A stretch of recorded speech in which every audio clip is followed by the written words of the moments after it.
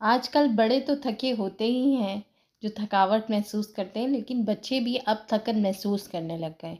क्योंकि उसकी वजह ये है कि आजकल की जो खुराकें हैं, उसमें वो बात नहीं है।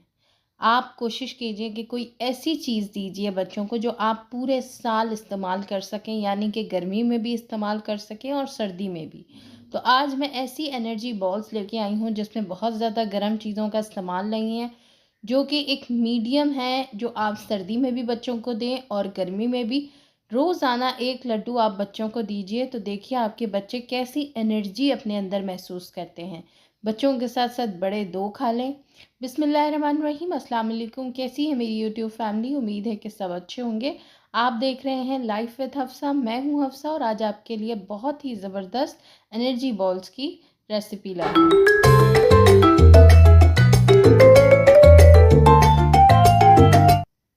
टाइम वेस्ट किए बगैर हम अपनी रेसिपी स्टार्ट कर दें। अगर आप मेरे चैनल पे नए हैं तो मेरे चैनल लाइफ विद हफ्सा को सब्सक्राइब कर दें। तो यहाँ पे आपने देखा होगा कि मैंने एक सॉस पैन लिया है और उसमें 1 कप पानी लिया है। याद रहे कि इसमें किसी भी किस्म की चीनी इस्तेमाल नहीं हो रही, तो मैं गुड़ का इस्तेमाल कर रही हूँ। गुड़ मैंने यहाँ पे लिया है तकरीबन 250 ग्राम। 250 ग्राम का मैं बना के एक शुगर सिरप रख लूँगी। शुगर सिरप नहीं, गुड़ का सिरप। उसको आप बना के फ्रिज में स्टोर कर सकते हैं, जब आप चाहें निकाल सकते हैं। तो यहाँ पे मैंने लिया है तकरीबन 1 प्याली बादाम और 1 प्याली ही मखाने। आप चाहें तो ड्राई फ्रूट और भी ले सकते हैं। मैंने इसमें सिर्फ ये 2 चीज़ें शामिल की हैं, क्योंकि ये 2 चीज़ें ऐसी हैं जो आप पूरा साल भी इस्तेमाल कर सकते हैं। ये सिर्फ सर्दियों के लिए ही नहीं है। क्योंकि मेरे साथ खुद के साथ ये होता है कि अगर मैं अखरोट का इस्तेमाल कर लूँ ना गर्म मौसम में, तो मेरा सर दुखने लगता है। तो यहाँ मैंने एक एक बड़ी प्याली ली है। अच्छा, जितनी क्वांटिटी में बादाम ली थी इतनी ही क्वांटिटी में मैंने मखाने लिए हैं। तो आप भी चाहें तो 250 ग्राम 300 ग्राम के करीब कर लें। और यहाँ मैंने तिल लिए हैं 1.5 प्याली। तिल की क्वांटिटी मैंने इसलिए बढ़ाई है क्योंकि तिल में बहुत ज़्यादा कैल्शियम होता है, जो कि बच्चे बड़े सबके लिए बहुत ही हेल्दी है। तो यहाँ मैंने अच्छा सा रोस्ट करके इसको साइड में ठंडा किया है, क्योंकि इसको ठंडा होगा तो ये पाउडर फॉर्म में आएगा। क्योंकि तिल जो है ना, वो फिर क्या होता है कि इस तरह भुनते रहते हैं। अगर आप ऐसे ही शामिल कर देंगे लड्डू में तो वो गिर जाते हैं, तो जो उसका एक फ्लोर सा बन जाता है, तो वो बहुत अच्छा रहता है।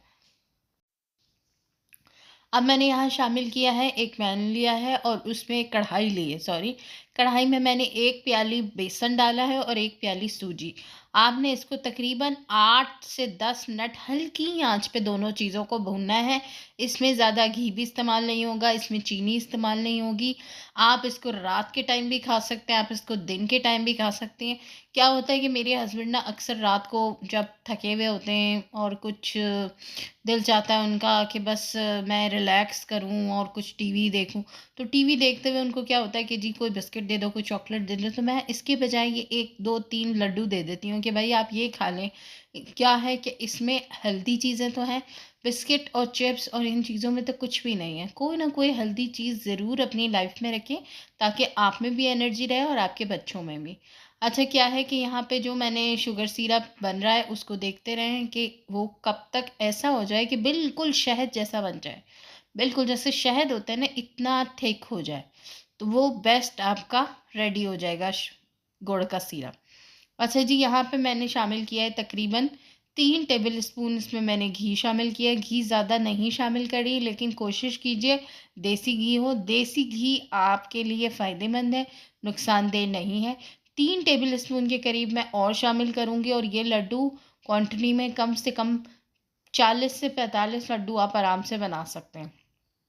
तो इसमें मेरे ख़्याल में 6 टेबल स्पून घी इस्तेमाल करना कोई ज़्यादा नुकसानदेह चीज़ नहीं है, और देसी घी तो बहुत फ़ायदेमंद है। तो यहाँ मैंने जो तीनों चीज़ें रोस्ट की थी, इन तीनों को बिल्कुल पीस के मैंने इसमें शामिल किया है। यकीन करें, तिल अगर आप ऐसे ही शामिल कर देंगे ना, तो सारे गिर जाते हैं। आपके वो बाइंड ही सही नहीं होते, खाते हुए भी गिरते हैं। और इस तरह आपकी ये तीनों चीज़ें इतनी अच्छी खाई जाएँगी, ना बच्चों को पता चलेगा कि इसमें क्या डला हुआ है, और कैल्शियम और उनकी बोन्स स्ट्रॉन्ग होगी इससे। बहुत ही मज़े के लड्डू बनते हैं। तो यहाँ पे तीनों चीज़ों को इसके साथ मैंने मिक्स कर दिया है। अब ये देखिए, अब आपने क्या करना है कि ये जो है ना घी 3 टेबल स्पून मैं इसमें और शामिल करूँगी, उसके बाद मैंने इसमें जो गुड़ का सिरप बनाया है वो शामिल करना है, और वो भी आपने स्लो स्लो शामिल करना है, एकदम से नहीं शामिल करना है। एकदम से शामिल करेंगे तो आपके जो सारा मिक्सचर है वो गीला हो जाएगा। आपने बस उस पे रोकना है कि आपकी ये बाइंड हो जाए। देखिए यहाँ पे इस तरह हो जाए कि ये ना बहुत ज़्यादा थिक हो और ना या बहुत ज़्यादा पतला हो, क्योंकि फिर वो एक बात नहीं आएगी, वो बाइंडिंग नहीं होगी। तो मीडियम इसकी रेंज होनी चाहिए। देखिए यहाँ पे मैं इसको घी डाल के अच्छा सा मिक्स कर रही हूँ। अब मैं इसी तरह ये गुड़ का सिरप शामिल करती रहूँगी और हल्का हल्का मिक्स करती जाऊँगी। एंड में आपने सिर्फ 1 से 2 मिनट के लिए इसको चूल्हे पे गरम करना है एक साथ, ताकि सब बाइंड हो जाए, और आपने बस स्टार्ट कर दें लड्डू बनाने। अभी देखें यहाँ पे मैंने बनाया है तकरीबन 250 से 300 ग्राम मैंने लिया था गुड़, और उसमें शामिल किया है 1 कप पानी। अब आप अपनी क्रेविंग, जितनी आपको शुगर क्रेविंग होती है उसके हिसाब से आप मिठास रख सकते हैं। तो मेरा तो ये कहना है कि आप इसको हाफ़ भी यूज़ कर लें तो आपकी जो एक मिठास है वो ठीक हो जाता है। तो मैं तो ज़रा मीठा कम ही इस्तेमाल करती हूँ।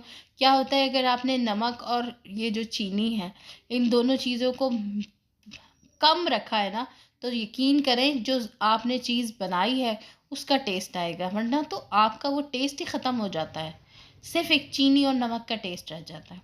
तो कोशिश कीजिए थोड़ी क्वांटिटी में डालें, अपने टेस्ट के अकॉर्डिंग आप शामिल करें। बहुत ज़्यादा आपने इसमें सिरप डाल दिया तो बहुत मीठा हो जाएगा। तो कोशिश कीजिए जहाँ आपको लगे कि बस मेरे हिसाब से मीठा ठीक है, तो आप वहीं स्टॉप कर लें। ये शुगर जो गुड़ का सिरप है ये आपका किसी और चीज़ में भी काम आ सकता है। अब आप ये देखें, ऐसे मैंने उठा के आपको मैं दिखाऊं कि यहाँ पे ये इस तरह बाइंड हो जाएगा। ये देखें, बस यही इसकी परफेक्ट क्वांटिटी है कि इस टाइम आपने इसको रोक देना है सिरप डालने से। ये देखिए इस तरह से ये हो रहा है। ये शुरू में आपको लगेगा नरम है, फिर भुरभुरा होना शुरू हो जाएगा। बस मेरा यहाँ पे चूल्हे पे मैंने 1 मिनट इसको गरम किया और उसके बाद मैं इसको ले आई हूँ टेबल पे। यहाँ पे मैं इसको रख के सारे लड्डू बनाऊँगी। और मैं आपको एक और बताऊँ बात, कि आप इसके आधे के लड्डू बनाएं और आधा आप फ्रीज़ कर दें। जब आपने दोबारा लड्डू बनाने, आप निकालें और आराम से आप इसके लड्डू बना सकते हैं। मतलब आपको एक ही दफ़ा मेहनत करनी है, बार बार आपको मेहनत नहीं करनी है, कोई टेंशन नहीं है। एक दफ़ा आप इसको बस बना के रख दें, डब्बों में रख दें मटेरियल को, और आराम से जब दिल चाहे बस 5 मिनट लगेंगे, आपके लड्डू तैयार हो जाएंगे। यहाँ बच्चे भी घुस गए थे क्योंकि उनको शौक़ था कि हम भी बनाएं, लेकिन ये मिक्सचर जो होता है ये होता है गर्म। मेरी बेटी स्पेशली बहुत ज़्यादा घुसी हुई थी कि बस मैं किसी तरह ना लड्डू बना लूँ। बहुत पसंद होते हैं बच्चों को। शामी कबाब वग़ैरह बनाते हैं तो बच्चे चलो थोड़े बहुत बना लेते हैं, लेकिन ये जो है ना ये ज़रा गर्म होता है मटेरियल, तो इसको नहीं कर सकते। तो यहाँ मेरे लड्डू माशाल्लाह मैंने इस वक्त बना लिए थे। 30 लड्डू मेरे तैयार हो चुके थे, और तकरीबन मेरे 20 लड्डू का मिक्सचर मैंने उठा के स्टोर कर दिया था। तो ये क्या है कि जब दिल चाहे आप निकालें और आराम से आपने 2 से 3 मिनट इसको बस अच्छा सा गर्म करना है, और आपके लड्डू रेडी हो जाएंगे। बनाना भी बहुत आसान है, बस इसको बनाना गरम गरम ही होता है। ठंडा बनाएंगे तो वो नहीं बनेगा सही। ठंडे में क्या होता है कि वो भुरभुरे हो जाते हैं। जब लड्डू बन जाते हैं तो आपके वो एक ड्राई से फॉर्म में आ जाते हैं। बहुत ज़्यादा घी शामिल करने से भी अच्छा नहीं होता, तो मैं अवॉइड करती हूँ। ना मैं बहुत ज़्यादा घी शामिल करती हूँ, ना मैं बहुत ज़्यादा गुड़ का सिरप भी मैं एक लिमिटेड ही इस्तेमाल करती हूँ, ताकि अपनी जो एक उसकी टेस्ट है ना चीज़ों का, वो सब आया। आप यकीन कीजिए बेसन और सूजी की